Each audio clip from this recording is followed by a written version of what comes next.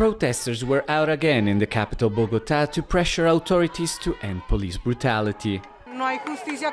There is no justice for all the killings committed by the police that is supposed to be protecting us. It's just wrong that they can kill with impunity.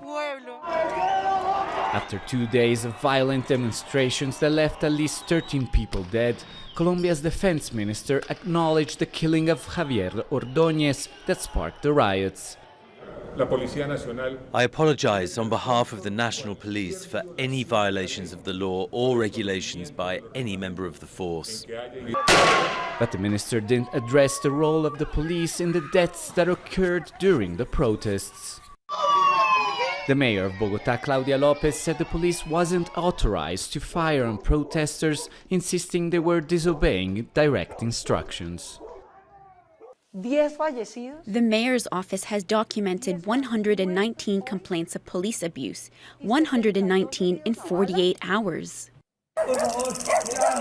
The 2 police officers responsible for Ordóñez's death have been fired on Friday, and another 5 officers have also been suspended in connection with the incident. A medical report says Ordóñez died from blows to his head while in custody. Ordóñez's death was the last straw for many who say they are angry and fed up with what they consider a rogue force. Police tactics were widely criticized last year after a teenage protester was killed by a riot squad projectile. For critics, one of the problems is that Colombia's police is a militarized force overseen by the Minister of Defense instead of being a civilian one.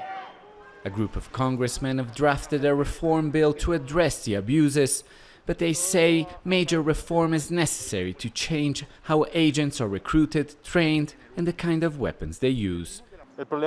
We have always had a structural problem, but it has worsened over time. First, due to a lack of training in the proportional use of force and respect of human rights.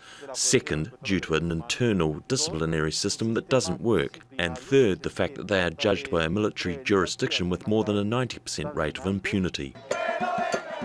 On Friday night, protesters turned a burned police station into a people's library, saying that the government's apology alone will not quell their growing discontent and demands for change. Alessandro Rampietti, Jazeera, Bogota.